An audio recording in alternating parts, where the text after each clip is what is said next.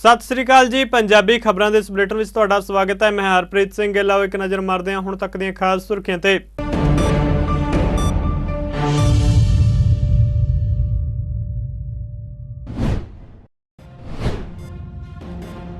दिल्ली के मुख्यमंत्री अरविंद केजरीवाल ते पंजाब के मुख्यमंत्री भगवंत मान नाल मुलाकात तो बाद झारखंड के मुख्यमंत्री हेमंत सोरेन ने भी दिल्ली उत्ते केंद्र के ऑर्डीनेंस का किया विरोध। कहा झारखंड मुक्ति मोर्चा राज्यसभा में बिल के खिलाफ करेगा वोट।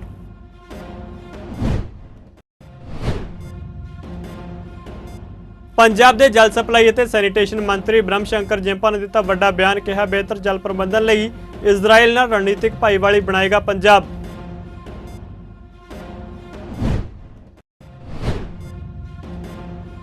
पहलवानों के समर्थन में कुरुक्षेत्र में खाप पंचायत की बैठक। किसान आगू राकेश टिकैत ने ब्रजभूषण खिलाफ सख्त कार्रवाई की की मंग।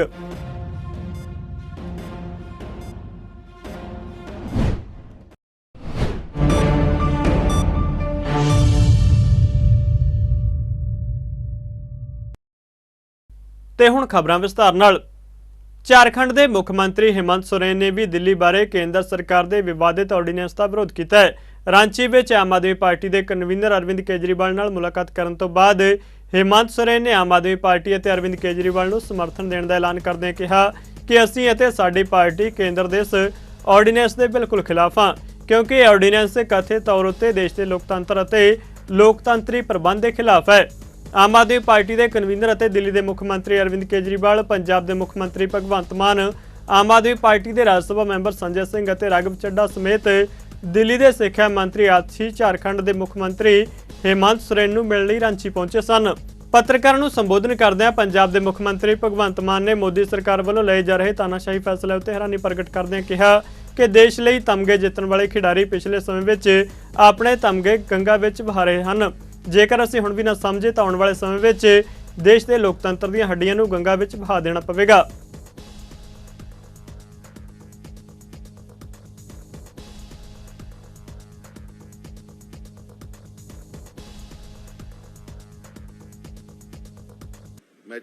पंजाब के जल सप्लाई और सैनीटेशन मंत्री ब्रह्म शंकर जिंपा ने कहा है कि मुख्यमंत्री भगवंत सिंह मान की अगवाई वाली पंजाब सरकार सूबे में बेहतर जल प्रबंधन प्रणाली विकसित करने लई इजराइल नाल रणनीतिक भाईवाली बनाएगी। उन्होंने कहा कि पंजाब सरकार सूबे में सस्ते और टिकाऊ जल सप्लाई और सीवरेज के बुनियादी ढांचे नूं विकसित करने लई इजराइली तकनोलॉजी और स्वदेशी काढां की प्रभावशाली ढंग नाल वरतों करेगी। पंजाब भवन में इजराइल के दूतावास के water attache doctor Lior Asaf, international development corporation Israel दूतावास के सीनियर जल स्रोत माहर नीरज गहलावत, थापर यूनिवर्सिटी तो प्रोफैसर डॉक्टर अमित हीर नाल गोलमेज मीटिंग दौरान ब्रह्म शंकर जिंपा ने पानी और गंदे पानी दी चुनौतियों नाल नजिठण लई भारत की सहायता लई इजराइल द्वारा निभाई गई भूमिका की शलाघा की है।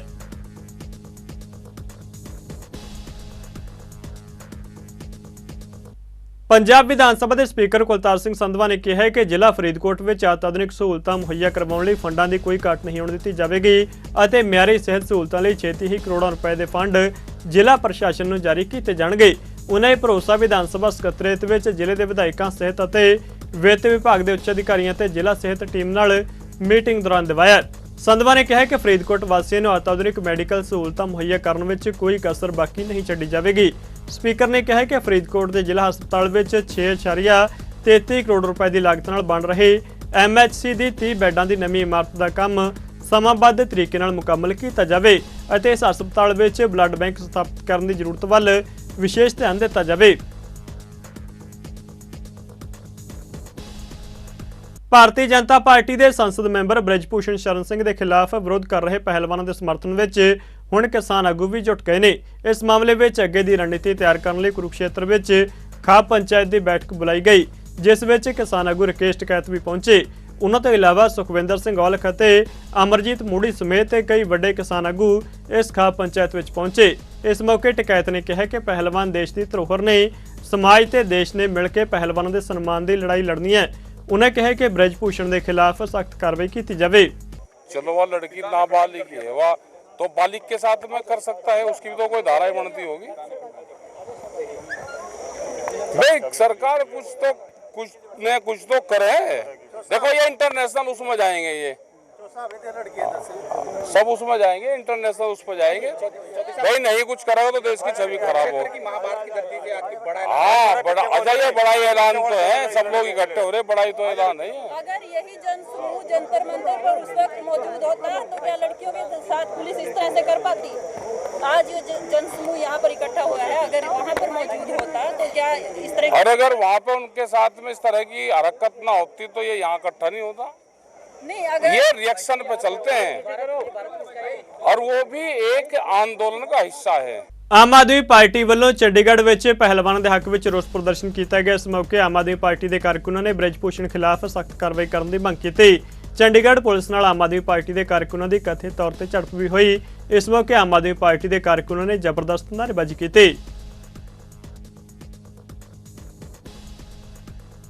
ਅੱਜ तेलंगाना ਦਾ 10ਵਾਂ ਸਥਾਪਨਾ ਦਿਵਸ ਹੈ। ਇਸ ਮੌਕੇ ਸੂਬੇ ਵਿੱਚ ਵੱਖ-ਵੱਖ ਥਾਈਂ ਪ੍ਰੋਗਰਾਮ ਕਰਵਾਏ ਗਏ। तेलंगाना ਦੇ ਮੁੱਖ ਮੰਤਰੀ ਕੇ ਚੰਦਰਸ਼ੇਖਰ ਰਾਓ ਨੇ ਹੈਦਰਾਬਾਦ ਵਿੱਚ ਰਾਜ ਵਿਧਾਨ ਸਭਾ ਦੇ ਨੇੜੇ ਸ਼ਹੀਦ ਸਮਾਰਕ ਉੱਤੇ तेलंगाना ਅੰਦੋਲਨ ਦੇ ਨੇਤਾਵਾਂ ਨੂੰ ਸ਼ਰਧਾ ਦੇ ਫੁੱਲ ਭੇਟ ਕੀਤੇ ਨੇ। ਮੁੱਖ ਮੰਤਰੀ ਨੇ ਰਾਜ ਵਿੱਚ 3 ਹਫ਼ਤਿਆਂ ਤੱਕ ਚੱਲਣ ਵਾਲੇ ਤਿਉਹਾਰਾਂ ਦੀ ਸ਼ੁਰੂਆਤ ਹਾਲ ਹੀ ਵਿੱਚ ਬਣੀ ਡਾਕਟਰ BR ਅੰਬੇਦਕਰ ਸਕੱਤਰੇਤ ਦੀ ਇਮਾਰਤ ਵਿੱਚ ਇੱਕ ਸਮਾਰੋਹ ਦੌਰਾਨ ਕੀਤੀ। ਇਸ ਮੌਕੇ ਉਹਨਾਂ ਰਾਸ਼ਟਰੀ ਝੰਡਾ ਲਹਿਰਾਇਆ ਅਤੇ ਪੁਲਿਸ ਦੀ ਟੁਕੜੀ ਤੋਂ ਸਲਾਮੀ ਵੀ ਲਈ। ਮੁੱਖ ਮੰਤਰੀ KCR ਨੇ 10ਵੇਂ तेलंगाना ਸਥਾਪਨਾ ਦਿਵਸ ਉੱਤੇ ਰਾਜ ਦੇ ਲੋਕਾਂ ਨੂੰ ਸ਼ੁਭਕਾਮਨਾਵਾਂ ਦਿੱਤੀਆਂ ਅਤੇ 6 ਦਹਾਕਿਆਂ ਦੇ ਲੰਬੇ ਅੰਦੋਲਨ ਦੌਰਾਨ तेलंगाना ਸੂਬੇ ਦੇ ਦਰਜੇ ਲਈ ਲੋਕਾਂ ਦੁਆਰਾ ਕੀਤੇ ਗਏ ਸੰਘਰਸ਼ਾਂ ਅਤੇ ਕੁਰਬਾਨੀਆਂ ਨੂੰ ਯਾਦ ਕੀਤਾ। ਇਸ ਮੌਕੇ ਉਹਨਾਂ ਦੀ ਬੇਟੀ ਕੇ ਕਵਿਤਾ ਵੀ ਸਾਨੀਆ ਮਿਰਜ਼ਾ ਨਾਲ ਬੈਠੇ ਨਜ਼ਰ ਆਏ।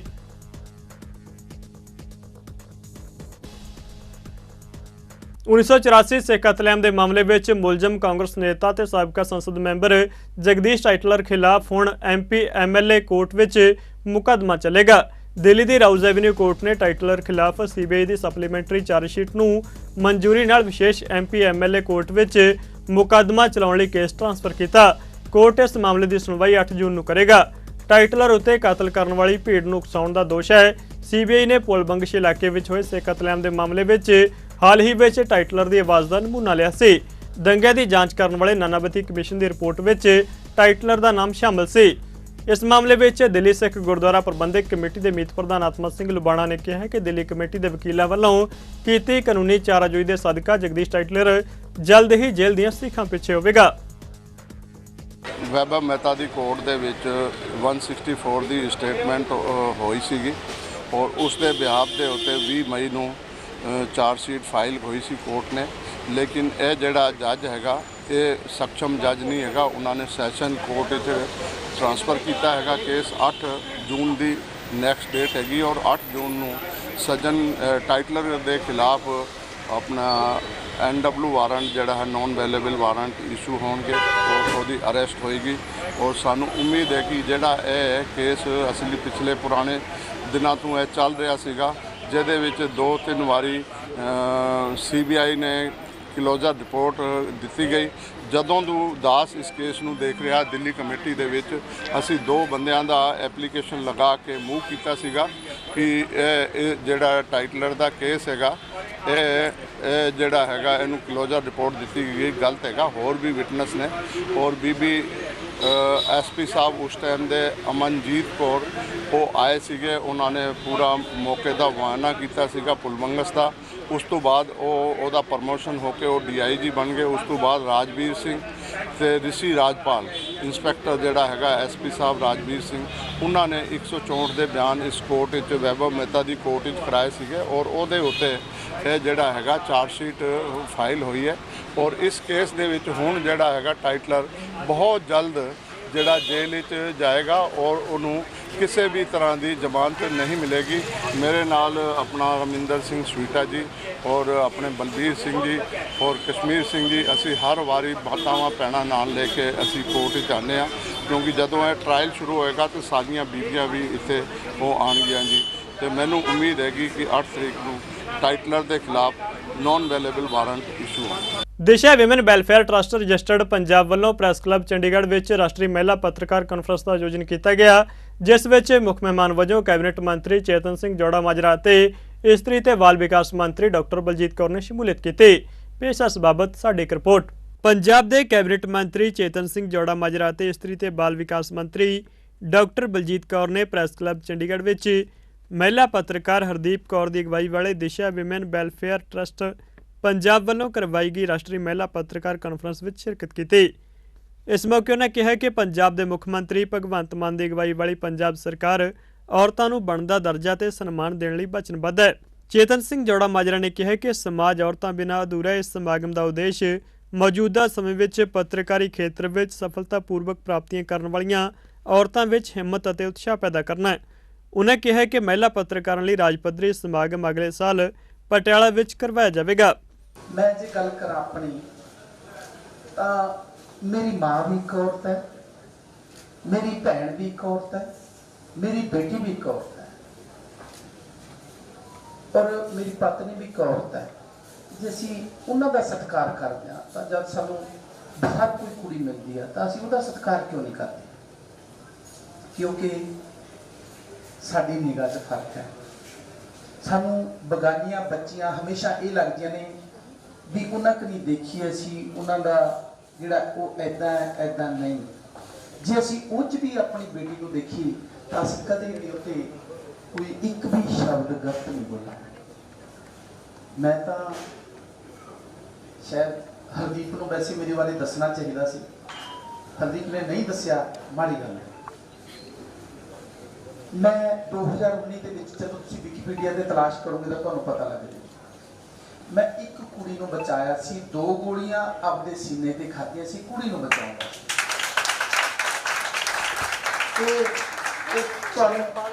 पूरा पता कर दी लोड़ नहीं, जो तुम गूगल से सर्च करोगे तो मैं 6 मुंडिया एक कुड़ी को बचा के, हालांकि मैंने पता सी कि मैं जिस पासे वाल जा रहा मेरी जान बचनी कोई, पर मारन वाले नालों बचाने वाला बड़ा बलवान है, उन्हें मैंने बचाया।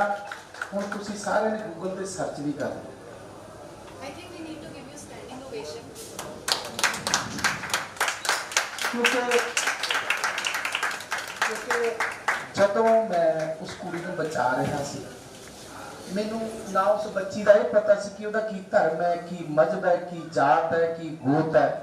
ਮੈਨੂੰ ਸਿਰਫ ਇੰਨਾ ਪਤਾ ਸੀ ਕਿ ਉਹ ਕੁੜੀ ਹੈ ਸਾਡੀ, ਉਹਨੇ ਬਚਾਉਣਾ ਹੈ।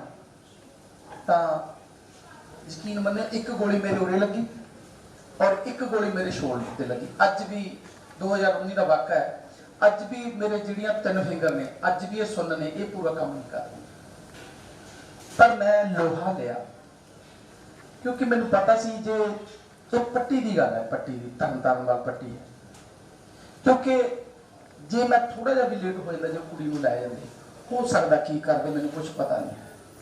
पर ਜਦੋਂ तक असी सारे अपनी जिम्मेवारी नहीं निभाते कि असी सारे समझिए कि ये मेरी भैन है, ये मेरिया बच्चियां ने, मैनूं लगता कोई भी हादसा इदां दा नहीं होगा।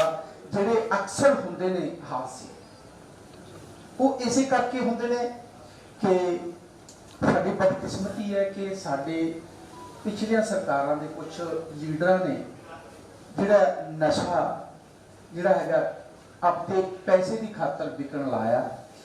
जो कोई बच्चा नशे की ग्रस्त हो जाता है तो उन्होंने कोई पता नहीं लगता, वो इन्ना सुन्न हो जाता है तो उन्होंने दिखते ही है।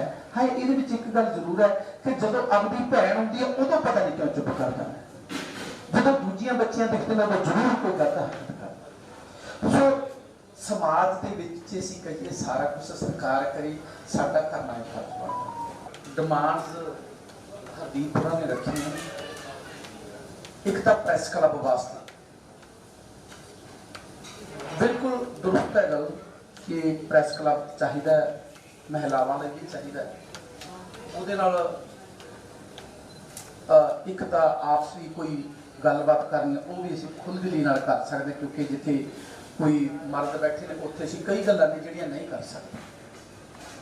उहदे बारे भी सीएम साहब नाल गल करांगे पर गल करके जिन्ना सोल्यूशन होगा उन्होंने कढ़न की भी कोशिश करें। एक इन्होंने कहा कि ये राज पद्धरी समागम है जो सरकार वालों होना चाहिए। देखो ज़्यादा तो नहीं मैं कहना, मैं इन्ना जरूर कहना कि अगले साल जोड़ा फंक्शन करांगे वो मैं पटियाले कराऊंगा। हरदीप को कहता नहीं रोटी पानी का इंतजाम भी नहीं करूँगा, पर्सनल तौर पर करूँगा, रोटी पानी का इंतजाम होगा और पटियाले करांगे। और जिहड़ियां साडियां बच्चियां दा साडियां भैणां जिहड़ियां आउणगीआं उन्हां नूं ਉੱਥੇ ਲੰਗਰ ਪਾਣੀ ਸਾਰਾ ਕੁਝ ਕਰਕੇ ਦਵਾਂਗੇ, ਉਹ ਮੇਰੀ ਜ਼ਿੰਮੇਵਾਰੀ। ਡਾਕਟਰ ਬਲਜੀਤ ਕੌਰ ਨੇ ਕਿਹਾ ਕਿ ਅੱਜ ਦਾ ਯੁੱਗ ਮਰਦ ਪ੍ਰਧਾਨ ਯੁੱਗ ਨਹੀਂ ਰਿਹਾ, ਬਲਕਿ ਮਹਿਲਾਵਾਂ ਹਰ ਖੇਤਰ ਵਿੱਚ ਵੱਧ ਚੜ੍ਹ ਕੇ ਹਿੱਸਾ ਲੈ ਰਹੀਆਂ ਨੇ। ਸੋ ਪਹਿਲਾਂ ਤਾਂ ਖੁਸ਼ੀ ਦੀ ਗੱਲ ਹੈ ਕਿ ਅਲੱਗ-ਅਲੱਗ ਸਟੇਟਸ ਤੋਂ ਫੀਮੇਲ ਜਰਨਲਿਸਟ ਇਕੱਠੇ ਹੋਏ ਹਨ ਔਰ ਉਹ ਵੀ ਪੰਜਾਬ ਦੀ ਧਰਤੀ ਦੇ ਉੱਪਰ। ਮੈਂ ਸਾਰਿਆਂ ਦੇ ਵਿਚਾਰ ਸੁਣੇ, ਆਪਣੀਆਂ ਪਰਸਨਲ ਸਟੋਰੀਜ਼ ਵੀ ਰੱਖੀਆਂ ਗਈਆਂ, ਆਪਣੇ ਸਟਰਗਲਸ ਰੱਖੇ ਗਏ ਕਿ ਇਸ ਮੁਕਾਮ ਤੱਕ ਪਹੁੰਚਣ ਲਈ ਕਿੰਨਾ ਸਟਰਗਲ ਚੋਂ ਨਿਕਲ ਕੇ ਇੱਕ ਔਰਤ ਨੂੰ ਆਉਣਾ ਪੈਂਦਾ ਹੈ। ਔਰ ਇਹ ਗੱਲ ਵੀ ਸੱਚ ਹੈ ਕਿ ਦੁੱਗਣੀ ਮਿਹਨਤ ਮਰਦਾਂ ਨਾਲੋਂ ਕਰਨੀ ਪੈਂਦੀ ਹੈ। ਕਿਸੇ ਵੀ ਸਿਰਫ ਆਪਾਂ ਜਰਨਲਿਜ਼ਮ ਨਹੀਂ, ਕਿਸੇ ਵੀ ਫੀਲਡ ਵਿੱਚ ਲੈ ਲਓ, ਇਹਦੇ 'ਚ ਕੋਈ ਦੋ ਰਾਏ ਨਹੀਂ ਹੈ। ਸੋ ਇਸ ਤਰ੍ਹਾਂ ਕਿਉਂ ਹੈ? ਸਾਡਾ ਸਮਾਜ ਇਸ ਤਰ੍ਹਾਂ ਕਿਉਂ ਹੈ? ਸਾਰਾ ਕੁਝ ਸਾਡੇ ਹਿਸਾਬ ਨਾਲ ਕਿਉਂ ਨਹੀਂ? ਜੇ ਅਸੀਂ ਕਹਿੰਦੇ ਹਾਂ ਕਿ ਬਾਥਰੂਮ ਨਹੀਂ ਬਣੇ ਔਰਤਾਂ ਲਈ, ਕਿਉਂ ਨਹੀਂ? ਮਰਦਾਂ ਨੂੰ ਪਹਿਲ ਕਿਉਂ? ਜਰਨਲਿਜ਼ਮ ਦੇ ਵਿੱਚ ਕੈਟੇਗਰਾਈਜ਼ੇਸ਼ਨ ਕਿਉਂ? ਅਸੀਂ ਕੋਈ ਚੈਲੰਜਿੰਗ ਸਟੋਰੀ ਕਵਰ ਕਰਨੀ ਹੈ ਤਾਂ ਮਰਦਾਂ ਨੂੰ ਅੱਗੇ ਕਿਉਂ? ਪੋਲਿਟਿਕਸ ਦੀ ਗੱਲ ਕੀਤੀ ਕਿ ਔਰਤਾਂ ਨੂੰ ਹਮੇਸ਼ਾ ਵੂਮਨ ਐਂਡ ਚਾਈਲਡ ਡਿਵੈਲਪਮੈਂਟ ਦੀ ਕਿਉਂ? ਸਮਾਜ ਬਦਲਦਾ ਹੈ। ਭਾਰਤ ਦੀ ਗੱਲ ਕਰ ਲਓ, ਪੰਜਾਬ ਦੀ ਗੱਲ ਕਰ ਲਓ। ਅਸੀਂ ਪਹਿਲਾਂ ਜਿਹੜੇ ਸਮਾਜ ਵਿੱਚ ਰਹੇ, ਔਰਤਾਂ ਦੀ ਇੱਕ ਹੈਸੀਅਤ ਮੰਨੀ ਜਾਂਦੀ ਸੀ ਇੱਕ ਘਰ ਤੋਂ ਬਾਹਰ। ਜਦੋਂ ਕਿਤੇ ਵਿਆਹ ਤੋਂ ਸ਼ੁਰੂ ਕਰ ਲਓ, ਵਿਆਹ ਹੁੰਦਾ ਸੀ ਤਾਂ मुझे इस तरह की बहू चाहिए जिसकी आंखें तो हो पर घर की चार दीवारी के बाहर देखने की इच्छा ना हो। मुझे इस तरह की बहू चाहिए जिसके कान तो हो लेकिन घर के बाहर इस दुनिया में क्या हो रहा है बिल्कुल सुनाई ना दे उसको। जो पढ़ी लिखी तो हो, उसके पास डिग्रियां तो हो, लेकिन उसके पास पावर इतनी सी ही हो कि वो जायदाद के कागजों पर साइन कर सके। इस ਹੁਣ तक ਦੀ ਜਿਹੜੀ ਮਹਿਲਾ ਦੀ ਕਹਾਣੀ, ਜਿੱਥੋਂ ਤੱਕ ਅਸੀਂ ਸਮਝਦੇ ਸੀ ਕਿ ਕੁੜੀਆਂ ਨੂੰ ਕਿੰਨਾ ਕੁ ਦਰਜਾ ਦਿੱਤਾ ਜਾਂਦਾ ਸੀ ਜਾਂ ਪੜ੍ਹਾਈ ਕਰਕੇ ਵੀ ਉਹਨਾਂ ਨੂੰ ਰਸੋਈਆਂ ਦੇ ਆਲੇ ਦੁਆਲੇ ਹੀ ਕਿਉਂ, ਉਹਨਾਂ ਨੂੰ ਰੋਟੀ ਪਾਣੀ ਬਣਾਉਣ ਦੇ ਆਲੇ ਦੁਆਲੇ ਹੀ ਕਿਉਂ ਸੀਮਤ ਕਰ ਦਿੱਤਾ ਜਾਂਦਾ ਸੀ। ਸੋ ਬਹੁਤ ਮਹਿਲਾਵਾਂ ਨੇ ਹਿੰਮਤ ਕੀਤੀ, ਹਰ ਫੀਲਡ ਦੇ ਵਿੱਚ ਅੱਗੇ ਆਈਆਂ, ਸੰਘਰਸ਼ ਕੀਤਾ। ਸਿਰਫ ਆਪਣੇ ਪਰਿਵਾਰਾਂ ਨਾਲ ਹੀ ਨਹੀਂ, ਇਸ ਸਮਾਜ ਦੇ ਅੱਗੇ ਵੀ ਖੜਨਾ ਪਿਆ ਡਟ ਕੇ ਕਿ ਸਾਨੂੰ ਘਰ ਤੋਂ ਚਾਰ ਦੀਵਾਰੀ ਦੇ ਬਾਹਰ ਵੀ ਇੱਕ ਪਹਿਚਾਣ ਚਾਹੀਦੀ ਹੈ। ਸਾਨੂੰ ਆਪਣੇ ਫੈਸਲੇ ਆਪ ਕਰਨ ਦੀ ਹਿੰਮਤ ਚਾਹੀਦੀ ਹੈ।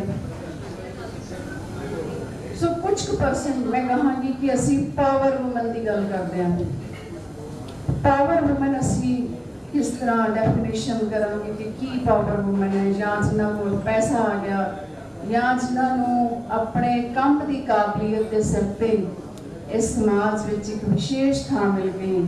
ਉਹਦੇ ਵਿੱਚ ਮੈਂ ਬਹੁਤ ਪੜ੍ਹੀਆਂ ਲਿਖੀਆਂ ਔਰਤਾਂ, ਉਹਦੇ ਵਿੱਚ ਮੈਂ ਡਾਕਟਰ, ਇੰਜੀਨੀਅਰ, IAS ਆਫਿਸਰਸ, ਉਹਦੇ ਵਿੱਚ ਮੈਂ ਜਰਨਲਿਜ਼ਮ ਨਾਲ ਸੰਬੰਧਿਤ ਔਰਤਾਂ ਦੀ ਵੀ ਗੱਲ ਕਰਾਂਗੀ।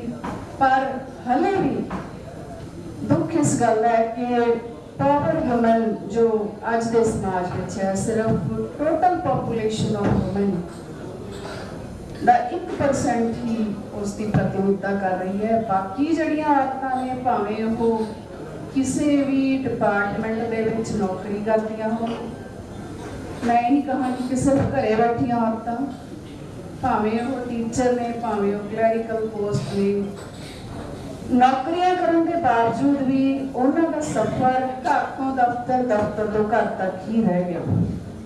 ਸੋ ਮੈਂ ਇਹ ਕਹਾਂਗੀ ਕਿ ਔਰਤ ਆਪਣੇ ਸੈਲਫ ਕੌਨਫੀਡੈਂਸ ਦੇ ਨਾਲ, ਔਰਤ ਆਪਣੀ ਪ੍ਰਤਿਭਾ ਦੇ ਸਦਕਾ ਅੱਗੇ ਆ ਸਕਦੀ ਹੈ, ਉਸਨੂੰ ਕੋਈ ਨਹੀਂ ਰੋਕ ਸਕਦਾ। ਸੋ ਔਰਤ ਇਹ नहीं कहती कि मैनू कोई चांद तारे चाहिए, मुझे चांद नहीं चाहिए, मुझे आसमान का वो टुकड़ा नहीं चाहिए कि मैं उसे पल्लों से बांध लूँ।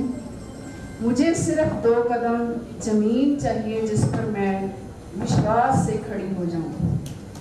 सो जे ਆਪਾਂ ਲੱਗੇ ਰਵਾਂਗੇ ਆਪਣਾ ਕੌਨਫੀਡੈਂਸ ਲੂਜ਼ ਨਹੀਂ ਕਰਾਂਗੇ ਤਾਂ ਮੈਨੂੰ ਲੱਗਦਾ ਹੈ ਕਿ ਇਹ ਜਿਹੜੀਆਂ ਛੋਟੀਆਂ-ਮੋਟੀਆਂ ਸਮੱਸਿਆਵਾਂ, ਸਾਨੂੰ ਲੱਗਦਾ ਹੈ ਹਨੇਰਿਆਂ ਤੋਂ ਡਰ ਲੱਗਦਾ, ਸਾਨੂੰ ਰਾਤਾਂ ਤੋਂ ਡਰ ਲੱਗਦਾ, ਸਾਨੂੰ 4 ਮਰਦ ਖੜੇ ਹੋਣ ਇਕੱਠੇ ਤਾਂ ਉਹਨਾਂ ਦੇ ਵਜੂਦ ਤੋਂ ਡਰ ਲੱਗਣ ਲੱਗ ਜਾਂਦਾ ਹੈ।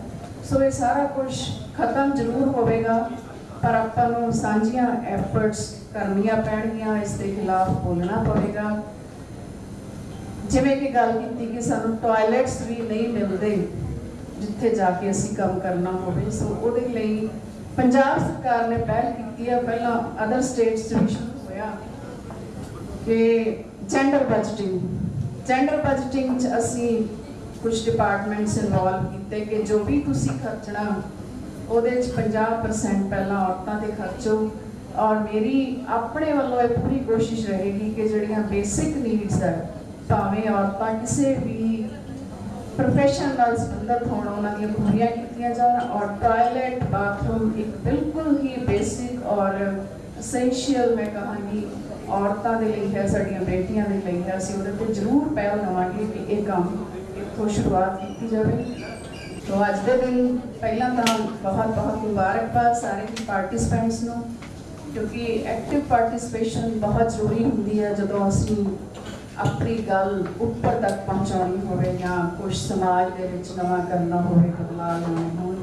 सो बहुत वधिया गल है कि फीमेल पार्टिसिपेंट्स बहुत जोश नाल इत्थे पार्टिसिपेट किया और ये जो शुरुआत है उसके लिए मुबारकबाद। मैं कहांगी कि इसनूं आपां इत्थे खत्म ना करिए, एक कहानी है जो शुरू की है, सो एक कहानी नूं आपां वधिया खूबसूरत मोड़ दिंदे रहांगे। इस मौके चढ़दी कला टाइम टीवी के CEO डॉक्टर इंद्रप्रीत कौर दर्दी ने विशेष तौर पर शमूलियत की। इस मौके उन्हें अपने विचार रखे। उन्हें इस उपराले लिए दिशा ट्रस्ट की जिथे शलाघा की है, उत्थे ही भारत के इतिहास में महिला पत्रकारी के दौर बाबत जानकारी साझी की। आज प्रेस क्लब के इस सोहने वेड़े विच Disha welfare trust madam Hardeep Kaur Virk ji ते उन्हां दी सारी टीम वालों नैशनल वुमेन जर्नलिस्ट कॉन्फ्रेंस दा जिहड़ा ये शलाघायोग उपराला है, माणयोग मिनिस्टर साहिबान सरदार चेतन सिंह जी जोड़े माजरा, डॉक्टर बलजीत कौर जी, आप सब दी इस योग अगवाई विच अज जिथे महिला पत्रकारां दे दरपेश आउंदियां मुश्किलां ते चैलेंजेस ते विशेष गलबात हुई है। जदों मैनूं इस कॉन्फ्रेंस का सद्दा आया तो मेरे मन में एक जहन में कई बार असी कुछ चीज़ां प्रैक्टिस करते हैं डे टू डे लाइफ में, बट उस बारे कुछ ऐसे पक्ष होंदे ने जिहड़े अणगोले भी रह जाते हैं। जदों अज असी वुमेन जर्नलिस्ट की गल कर रहे हैं, उन्होंने आंदे चैलेंजेस और प्रॉब्लम्स की गल कर रहे हैं, तो मेरे मन के विच आया कि दुनिया की सब तो पहली फीमेल जर्नलिस्ट कित्थों दी सी? की पता किसी को? सारे ऑडियंस विच किसी को पता है दुनिया की सब तो पहली फीमेल जर्नलिस्ट कित्थों दी सी? और इंडिया की सब तो पहली फीमेल जर्नलिस्ट कौन सी? सो कई बार असी प्रेजेंट को डिस्कस करना बहुत इंपॉर्टेंट है, क्योंकि असी फेस कर रहे हैं चैलेंजेस, बट असी तो हले बहुत मॉडर्न युग विच हां, बहुत एडवांस्ड युग विच हां, जिथे साडियां मुश्किलां काफ़ी हद तक टैकल हो चुकियां ने। दुनिया दे विच about 16th to 17th century दे विच फ्रेंच एक जर्नलिस्ट सी और एक फिनलैंड की जर्नलिस्ट सी। ये दो जिहड़े फ्रांस एंड फिनलैंड सी देश, इन्हां विच सब तो पहला फीमेल जर्नलिस्ट नाम का कोई इस तरह का profession for females as a journalism for profession जिहड़ा सी फीमेल्स वास्ते शुरू होया। इंडिया की जिहड़ी सब तो पहली फोटो जर्नलिस्ट, क्योंकि असी सारे मोस्टली टीवी लिए काम करते हैं, मीडिया लिए काम करते हैं, फोटो जर्नलिस्ट सब तो पहला हुमाई व्यारवाला सी। एक गुजरात में पैदा हुए सन, एक पारसी फैमिली दे विच पैदा हुए सन, एंड इन्हां दा कॉन्स्टेंट कंपेनियन जिहड़ा सी एक स्पीड ग्राफिक कैमरा सी। एक first women journalist, female journalist of India सी, जिन्हें इंडिया नूं एक ब्रिटिश कॉलोनी तो एक आज़ाद देश नूं ਬਣਦਿਆਂ ਉਹ ਸਾਰੀ ਚੀਜ਼ ਨੂੰ ਕੈਪਚਰ ਕੀਤਾ ਔਰ ਡਾਕੂਮੈਂਟ ਕੀਤਾ। तो मैं चाहती हूँ ਅਸੀਂ ਸਾਰੇ ਇੱਕ ਵਾਰ ਕਲੈਪਿੰਗ ਕਰੀਏ ਹੁਮਾਈ ਵਿਆਰ ਵਾਲਾ ਵਾਸਤੇ। मैं एक छोटी जी कविता लिखी है औरतां वास्ते। औरत है तू हर रूप विच, तेरी शख्सियत है प्यारी, बेटी भैन पत्नी मां, औरत नाल ही है ये दुनिया सारी। पढ़ाई दे खेतर विच जां कोई भी प्रोफैशन होवे, पढ़ाई दे खेतर विच जां कोई भी प्रोफैशन होवे, तू हासिल कीता ते कर सकदी है पीक ऑफ सक्सेस। समाज दे तेरे प्रति मतभेदां करके तू कदे ना होई डिप्रेस। निरंकार आकार गुरु नानक महाराज ने भी औरत नू सतिकारिया है। सो क्यों मंदा आखिए जित जम्मै राजान, कह के कलयुग विच उबारिया है। बुलंद आवाज ते दृढ़ हौसले सदका, बुलंद आवाज ते दृढ़ हौसले सदका, पत्रकारी दे म्यार नू उच्चा चक्कण दे समर्थ है। बुलंद आवाज ते दृढ़ हौसले सदका, पत्रकारी दे म्यार नू भी उच्चा चक्कण दे समर्थ है तू। तू डर ना, हौसला रख, मेहनत ते परसेवरेंस नाल तेरी जित निश्चय ते परपक है। बुलंद आवाज सूझबूझ ते दृढ़ हौसले सदका, सब प्रॉब्लम्स ते चैलेंजेस नू मात देण दे समर्थ है तू, क्योंकि तू है ही बेस्ट ते तेरी निश्चय है ही परपक। Thank you.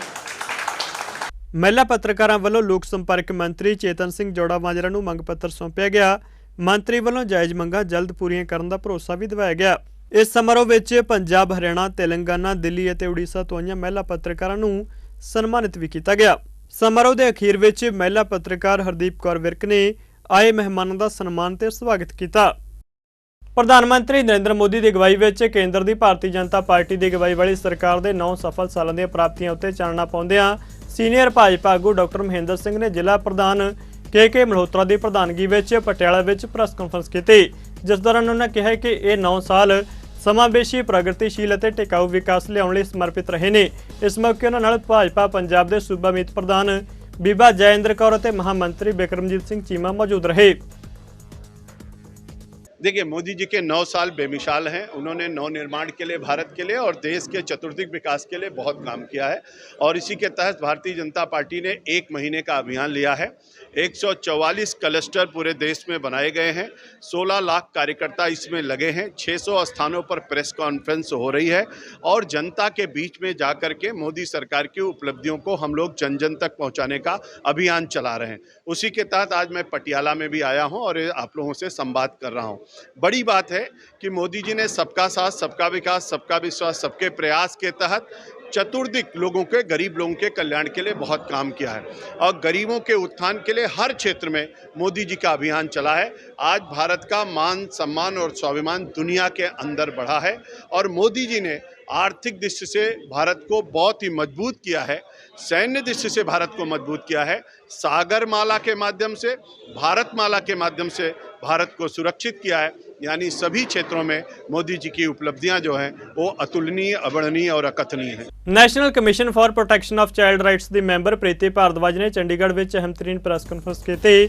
ਇਸ ਦੌਰਾਨ ਪੱਤਰਕਾਰਾਂ ਨਾਲ ਗੱਲਬਾਤ ਕਰਦਿਆਂ ਉਹਨਾਂ ਕਿਹਾ ਕਿ ਪਿਛਲੇ ਦਿਨੀ ਚੰਡੀਗੜ੍ਹ ਦੇ ਸਰਕਾਰੀ ਸਕੂਲ ਦੀ 7ਵੀਂ ਜਮਾਤ ਦੇ ਵਿਦਿਆਰਥਣ ਨਾਲ ਜਬਰ ਜਨਾਹ ਦਾ ਮਾਮਲਾ ਸਾਹਮਣੇ ਆਇਆ ਸੀ, ਜਿਸ ਦਾ ਕਮਿਸ਼ਨ ਨੇ ਨੋਟਿਸ ਲੈਂਦਿਆਂ ਅਧਿਕਾਰੀਆਂ ਅਤੇ ਐਸਐਸਪੀ ਨਾਲ ਮੀਟਿੰਗ ਕੀਤੀ ਹੈ। ਉਹਨਾਂ ਕਿਹਾ ਕਿ ਇਸ ਪੂਰੇ ਮਾਮਲੇ ਦੀ ਜਾਣਕਾਰੀ ਹਾਸਲ ਕੀਤੀ ਗਈ ਹੈ ਤੇ ਉਹਨਾਂ ਨੇ ਇਸ ਤੋਂ ਬਾਅਦ ਮਾਮਲੇ ਦੀ ਰਿਪੋर्ट बनाई है, जिस वो चेयरपर्सन के सामने रखेंगे।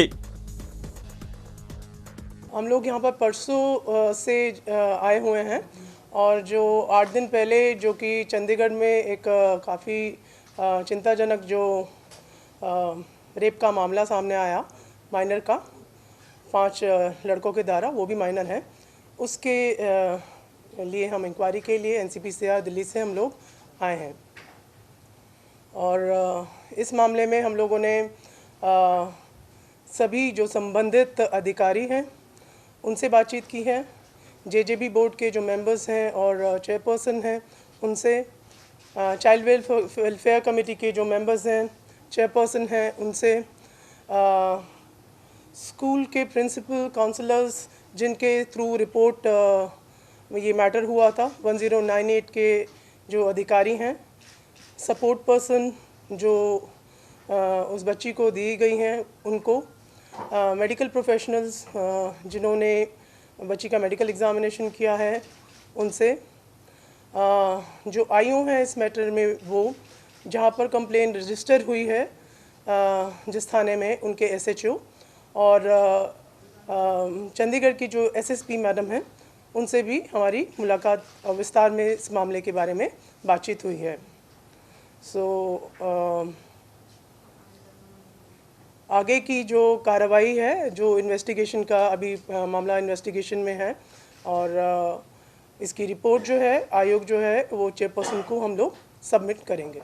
ਮੀਰੀ ਪੀਰੀ ਦੇ ਮਾਲਕ ਧੰਨ ਧੰਨ ਸ਼੍ਰੀ ਗੁਰੂ ਹਰਗੋਬਿੰਦ ਸਾਹਿਬ ਜੀ ਦੇ ਪ੍ਰਕਾਸ਼ ਪੁਰਬ ਦੀ ਖੁਸ਼ੀ ਵਿੱਚ ਗੁਰਦੁਆਰਾ ਪਾਤਸ਼ਾਹੀ ਸੇਵੀਂ ਕੁਰੂਕਸ਼ੇਤਰ ਵਿੱਚ ਹਰ ਸਾਲ ਦੀ ਤਰ੍ਹਾਂ ਇਸ ਸਾਲ ਵੀ ਬੜੀ ਸ਼ਰਧਾ ਤੇ ਉਤਸ਼ਾਹ ਨਾਲ ਗੁਰਮਤਿ ਸਮਾਗਮ ਕਰਵਾਏ ਜਾ ਰਹੇ ਨੇ।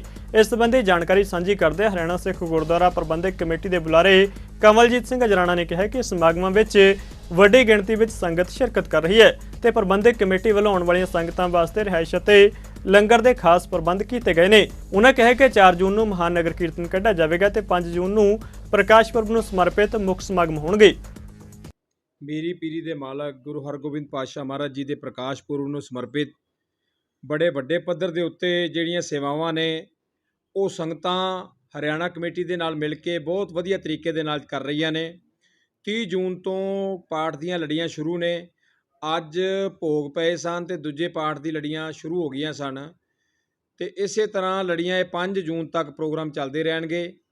ਜਿਹੜੇ ਰਿਹਾਇਸ਼ ਦੇ ਪ੍ਰੋਗਰਾਮ ਨੇ, ਕਰੀਬ ਹਰਿਆਣਾ ਸਿੱਖ ਗੁਰਦੁਆਰਾ ਮੈਨੇਜਮੈਂਟ ਕਮੇਟੀ ਨੇ 100 ਤੋਂ ਵੱਧ ਕਮਰੇ ਸੰਗਤਾਂ ਵਾਸਤੇ ਫ੍ਰੀ ਕਰਕੇ ਧਰਮਸ਼ਾਲਾ ਦੇ ਵਿੱਚ ਹੋਰ ਲਹਿਦੇ ਜਿਹੜੇ ਨੇ ਸਮਾਜ ਨੇ ਉਹਨਾਂ ਨੂੰ ਨਾਲ ਲੈ ਕੇ ਇਹ ਕੀਤੇ ਨੇ। ਹਾਲ ਬੜੇ ਵੱਡੇ ਏਸੀ ਹਾਲ ਵੀ ਕੀਤੇ ਨੇ, ਦੂਜੇ ਵੀ ਹਾਲ ਕੀਤੇ ਨੇ ਤਾਂ ਕਿ ਸੰਗਤਾਂ ਨੂੰ ਕਿਸੇ ਪ੍ਰਕਾਰ ਦੀ ਵੀ ਦਿੱਕਤ ਨਾ ਆਏ। ਅਸੀਂ ਹਰਿਆਣਾ ਸਿੱਖ ਗੁਰਦੁਆਰਾ ਮੈਨੇਜਮੈਂਟ ਕਮੇਟੀ ਸੰਗਤਾਂ ਦੇ ਲਈ ਹੈ ਤੇ ਸੰਗਤਾਂ ਨੂੰ ਜਵਾਬਦੇਹ ਹੈ। ਅਸੀਂ ਕਿਸੇ ਪ੍ਰਕਾਰ ਦਾ ਵੀ ਕੋਈ ਵੀ ਜਿਹੜਾ ਪ੍ਰਬੰਧ ਦੇ ਵਿੱਚ ਢਿੱਲ ਨਹੀਂ ਰਹਿਣ ਦੇਵਾਂਗੇ। ਸ਼੍ਰੋਮਣੀ ਅਕਾਲੀ ਦਲ ਨੇ ਪੰਜਾਬ ਯੂਨੀਵਰਸਿਟੀ ਨੂੰ ਅਪੀਲ ਕੀਤੀ ਹੈ ਕਿ ਉਹ ਆਪਣੇ ਸਾਰੇ ਐਫੀਲੀਏਟਡ ਕਾਲਜਾਂ ਵਿੱਚ ਗ੍ਰੈਜੂਏਸ਼ਨ ਪੱਧਰ ਤੱਕ ਪੰਜਾਬੀ ਨੂੰ ਲਾਜ਼ਮੀ ਵਿਸ਼ੇ ਵਜੋਂ ਹਟਾਉਣ ਦੇ ਫੈਸਲੇ ਨੂੰ ਤੁਰੰਤ ਵਾਪਸ ਲਵੇ ਅਤੇ ਉਹਨੇ ਯੂਨੀਵਰਸਿਟੀ ਨੂੰ ਚੇਤਾਵਨੀ ਦਿੱਤੀ ਕਿ ਉਹ ਆਪਣੀ ਮਾਂ ਬੋਲੀ ਦੇ ਖਿਲਾਫ ਇਹ ਵਿਤਕਰਾ ਕਦੇ ਵੀ ਬਰਦਾਸ਼ਤ ਨਹੀਂ ਕਰਨਗੇ। ਅੱਜ ਪੰਜਾਬ ਯੂਨੀਵਰਸਿਟੀ ਦੇ ਚਲੰਤ ਮੁੱਦੇ ਪੰਜਾਬੀ ਭਾਸ਼ਾ ਫੰਡਾਂ ਅਤੇ ਐਫੀਲੀਏਸ਼ਨ ਨੂੰ ਲੈ ਕੇ ਸਮੂਹ ਵਿਦਿਆਰਥੀਆਂ ਜਥੇਬੰਦੀਆਂ ਵੱਲੋਂ ਕੀਤੇ ਜਾ ਰਹੇ ਧਰਨੇ ਵਿੱਚ ਸ਼੍ਰੋਮਣੀ ਅਕਾਲੀ ਦਲ ਲੀਗਲ ਵਿੰਗ ਦੇ ਪ੍ਰਧਾਨ ਅਰਸ਼ਦੀਪ ਸਿੰਘ ਕਲੇਰ ਨੇ ਸ਼ਮੂਲੀਅਤ ਕੀਤੀ ਅਤੇ ਪਾਰਟੀ ਵੱਲੋਂ ਹਰ ਸੰਭਵ ਮਦਦ ਦੇਣ ਦਾ ਭਰੋਸਾ ਦਿੱਤਾ ਹੈ।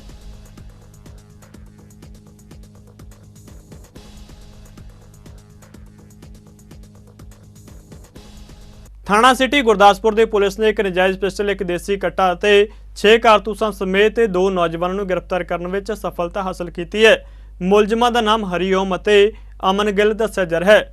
ਪੁਲਿਸ ਅਧਿਕਾਰੀ ਨੇ ਦੱਸਿਆ ਕਿ ਹਰੀਓਮ ਨਾਮ ਦਾ ਇਹ ਸ਼ਖਸ 2013 ਵਿੱਚ ਬਹੁਤ ਚਰਚਿਤ ਰਹੇ ਗੁਰਦਾਸਪੁਰ ਦੇ ਰਹਿਣ ਵਾਲੇ ਡਾਕਟਰ ਡੌਲੀ ਹੱਤਿਆਕਾਂਡ ਵਿੱਚ ਸ਼ਾਮਲ ਸੀ। ਉਹਨਾਂ ਕਿਹਾ ਕਿ ਅਦਾਲਤ ਵੱਲੋਂ ਇਸ ਨੂੰ ਉਮਰ ਕੈਦ ਦੀ ਸਜ਼ਾ ਸੁਣਾਈ ਗਈ ਸੀ।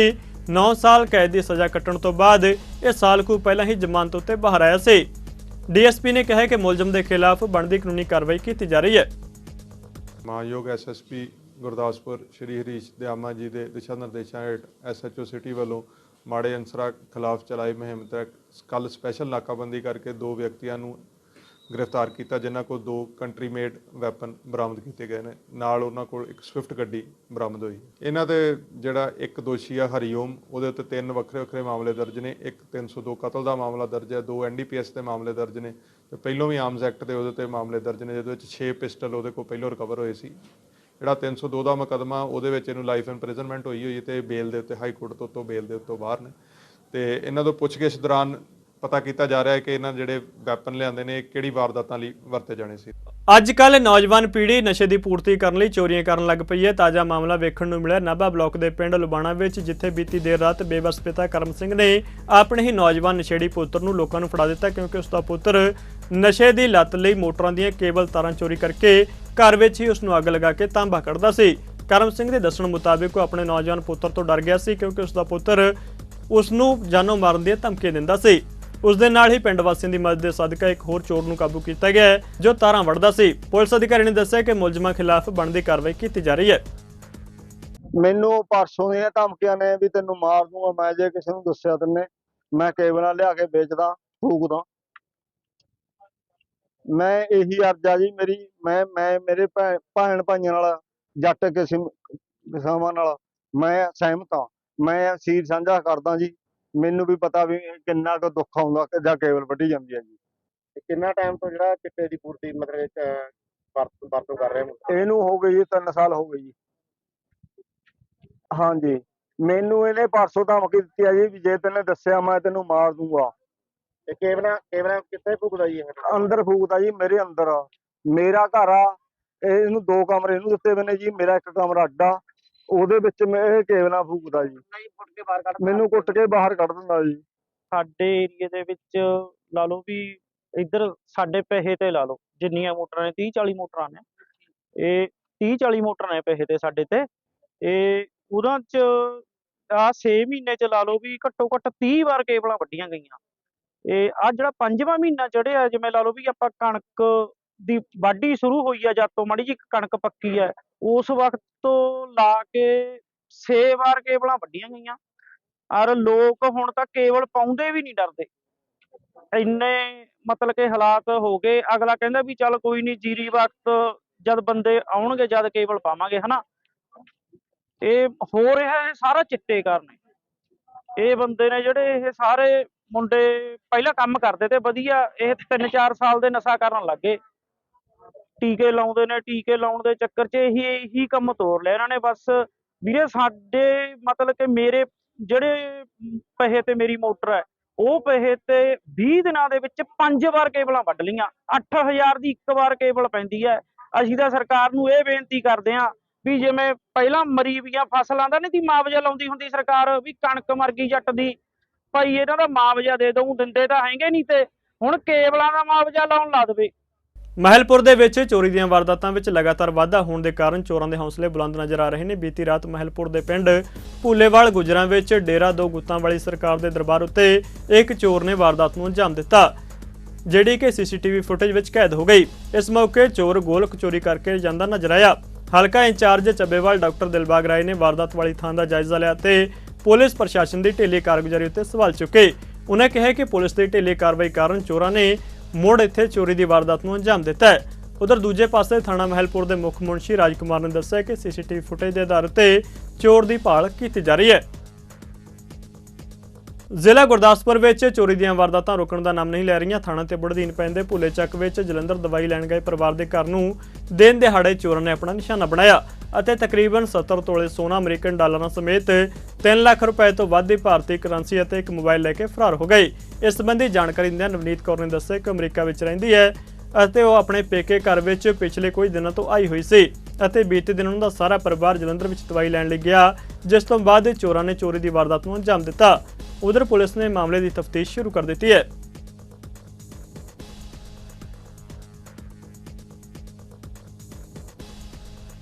ਸਰਬੱਤ ਦਾ ਭਲਾ ਚੈਰੀਟੇਬਲ ਟਰਸਟ ਵੱਲੋਂ ਗੁਰਦੁਆਰਾ ਸਾਹਿਬ ਬਾਬਾ ਕਰਮਚੰਦ ਜੀ ਬਾਠਾਂਵਾਲਾ ਵਿਖੇ ਮੁਫਤ ਕੰਪਿਊਟਰ ਸੈਂਟਰ ਵਿੱਚ 6ਵੇਂ ਸੈਸ਼ਨ ਦੀ ਸ਼ੁਰੂਆਤ ਕੀਤੀ ਗਈ। ਕੰਪਿਊਟਰ ਸੈਂਟਰ ਵਿੱਚ ਨਵੇਂ ਸੈਸ਼ਨ ਦਾ ਉਦਘਾਟਨ ਮੁੱਖ ਮਹਿਮਾਨ ਵਜੋਂ ਪਹੁੰਚੇ ਜ਼ਿਲ੍ਹਾ ਯੋਜਨਾ ਬੋਰਡ ਦੇ ਚੇਅਰਮੈਨ ਸਰਦਾਰ ਚੰਦ ਸਿੰਘ ਗਿੱਲ ਅਤੇ ਸੰਸਥਾ ਦੇ ਜ਼ਿਲ੍ਹਾ ਪ੍ਰਧਾਨ ਹਰਜਿੰਦਰ ਸਿੰਘ ਵੱਲੋਂ ਸਾਂਝੇ ਤੌਰ ਤੇ ਕੀਤਾ ਗਿਆ। ਚੰਦ ਸਿੰਘ ਗਿੱਲ ਵੱਲੋਂ ਟਰਸਟ ਦੇ managing trustee doctor SP Singh Barai ਦੇ ਸਮਾਜ ਸੇਵੀ ਕਾਰਜਾਂ ਦੀ ਭਰਪੂਰ ਸ਼ਲਾਘਾ ਕੀਤੀ ਗਈ। ਜ਼ਿਲ੍ਹਾ ਪ੍ਰਧਾਨ ਹਰਜਿੰਦਰ ਸਿੰਘ ਕਤਨਾ ਵੱਲੋਂ ਦਾਖਲਾ ਲੈਣ ਵਾਲੇ ਵਿਦਿਆਰਥੀਆਂ ਨੂੰ ਸ਼ੁਭਕਾਮਨਾਵਾਂ ਦਿੱਤੀਆਂ ਗਈਆਂ। ਇਸ ਮੌਕੇ ਜ਼ਿਲ੍ਹਾ ਪ੍ਰਧਾਨ ਇਸਤਰੀ ਵਿੰਗ ਅਮਰਜੀਤ ਕੌਰ ਛਾਬੜਾ, ਮੱਖੂ ਪ੍ਰਧਾਨ ਦਵਿੰਦਰ ਸਿੰਘ ਛਾਬੜਾ, ਬਲਾਕ ਪ੍ਰਧਾਨ ਬਹਾਦਰ ਸਿੰਘ ਭੁੱਲਰ ਨੇ ਆਏ ਮਹਿਮਾਨਾਂ ਦਾ ਧੰਨਵਾਦ ਕੀਤਾ।